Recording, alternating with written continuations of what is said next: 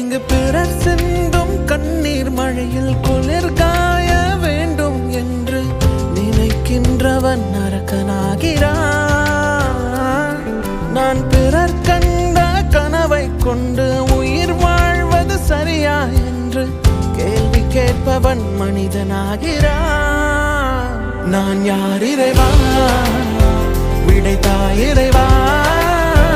நான் யார் இறைவா, பதில் சொல்ல மண்ணில் வருவாயா. நான் யார் இறைவா, விடைத்தாய் இறைவா.